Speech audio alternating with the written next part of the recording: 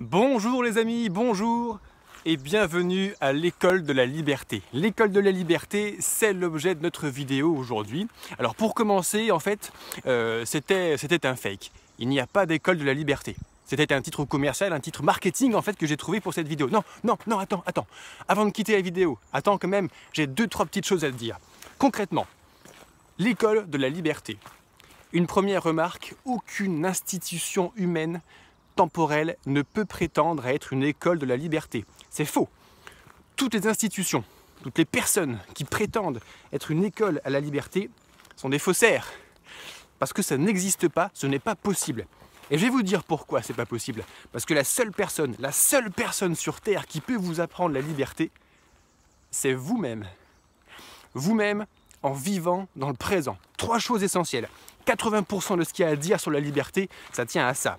Vous-même en vivant dans le présent. Alors maintenant, si tu veux quitter la vidéo, vas-y, parce que vu que tu as déjà eu 80% de son contenu, tu ne vas pas rater grand-chose. Pour ceux qui ont encore un petit peu de temps, pour ceux qui veulent passer un petit moment avec moi à parler de liberté, il y a les 20% qui restent. Et on va développer les trois choses dont on a parlé. Vous-même, oui, vous-même. Alors la liberté, les amis, la liberté a un prix. Et la liberté commence toujours en fait par quelque chose d'extrêmement violent. La liberté, ça commence par un génocide. Ouais, vous avez bien entendu. La liberté, ça commence par un génocide. Il faut tuer tout le monde. Vu que c'est vous-même qui devez vivre et expérimenter dans le présent, il va falloir tuer toutes les personnes qui ont eu une influence extérieure à vous. Toutes les personnes physiques, vos parents, vos grands-parents, vos frères, vos cousins, vos amis, vos collègues, vos directeurs, le prêtre, le curé, tout le monde. Vous tuez tout le monde, vous les prenez un à un dans votre tête et vous les tuez. Alors, vous les tuez pas en vrai, vous n'êtes pas des dictateurs, vous n'êtes pas des génocidaires, mais dans votre tête, vous les tuez afin de tuer toute l'influence que ça a eu sur vous. Ça, c'est la première étape. Et le prix à payer, la première étape du prix à payer pour la liberté, le génocide pour que, et je vous parle des personnes physiques, mais ça vaut également pour les personnes morales, la maîtresse à l'école, le professeur au collège, au lycée, à l'université, le curé de l'église, pour ceux que ça concerne, ou l'imam, ou le rabbin, pas de problème avec ça, le gouvernement, les institutions, la sécurité sociale, etc. Toutes ces personnes physiques et morales, toutes les institutions de votre vie, vous les tuez. Vous faites table rase. Et là, vous pouvez commencer à être vous-même. Une fois que vous êtes vous-même, on a validé le premier point, c'est un bon début, effectivement, pour commencer. Il va falloir vivre. Vivre. Ouais. Alors ça également, extrêmement important. Je ne vous parle pas d'attendre que ça se passe. Je ne vous parle pas d'attendre la mort. Je ne vous parle pas d'attendre la retraite. Je vous parle de vivre. Vivre et vivre, il n'y a qu'une seule façon de vivre, c'est vivre à 110%. À 110%, à fond la caisse. Le monde est merveilleux. Nous avons, en gros, en Occident, à notre époque, 80 ans d'espérance de vie. On n'a que 80 ans d'espérance de vie. Mais qu'est-ce que vous allez faire pendant 80 ans? Vous avez déjà 30 ans. Attention, vous n'avez plus que 50 ans de vie, dont 30 en bonne santé, qu'est-ce que vous allez faire les 30 prochaines années? Vous avez 70 ans, bon bah là, dépêchez-vous. Dépêchez-vous. Il faut vivre, pas attendre que ça se passe, non, il faut vivre. Et grâce à la première étape que vous avez fait dans votre tête, vous avez tué tout le monde, vous pouvez vivre vous-même. Donc, vous ne vivez pas la vie que les autres attendent que vous vivez. Vous ne vivez pas la vie d'un parent, d'une institution, d'un conjoint, d'un groupe d'amis, etc. Vivez votre vie à vous. Et enfin, la troisième chose, vivez dans le présent. Alors ça paraît effectivement bête, évident, ça paraît simple. Mais en réalité, vivre dans le présent, c'est pas si simple que ça, parce que vous allez vite vous rendre compte qu'il y a un gros piège, un énorme piège. Ce piège, il est logé à l'intérieur de vous, parce qu'il s'agit en fait de votre esprit. Votre esprit, eh oui, parce que l'esprit, en fait, si on n'a pas appris à le diriger, si on n'a pas appris à le contrôler, ce que je regrette, c'est qu'en 20 ans d'éducation, à l'école primaire, collège, lycée, université, il n'y a pas une seule seconde, un professeur, une personne compétente qui m'a appris à contrôler mon esprit.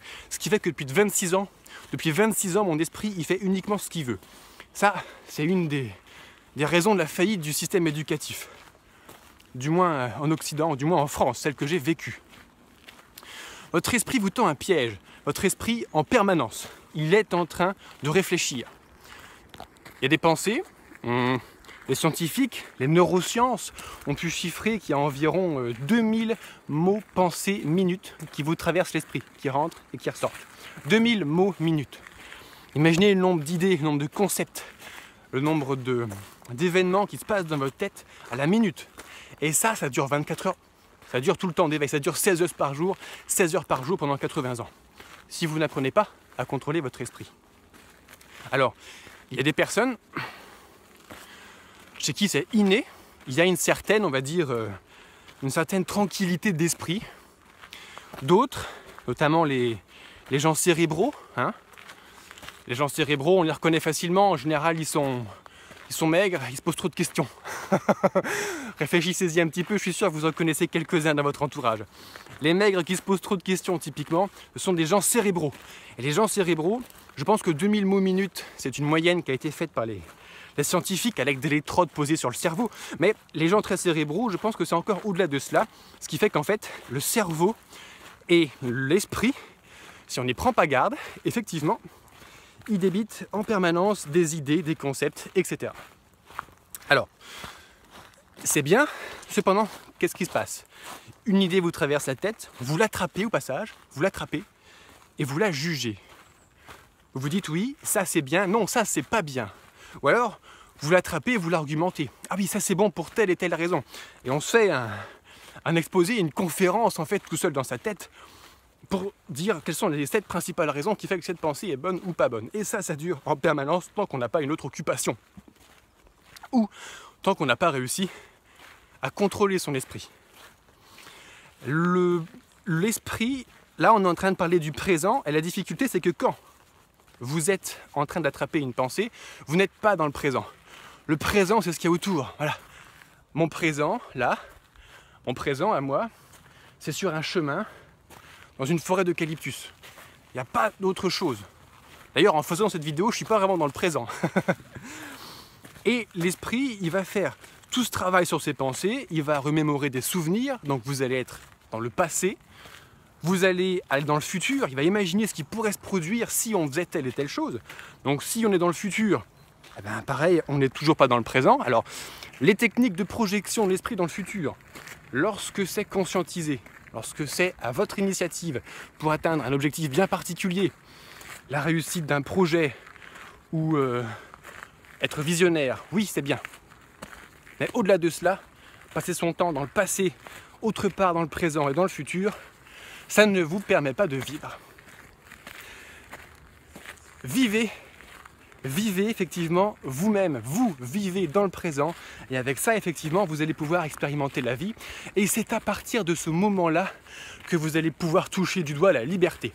Chacun a sa liberté. La liberté, ce n'est pas une chose qui reste gravée dans le marbre. La liberté, c'est quelque chose de dynamique.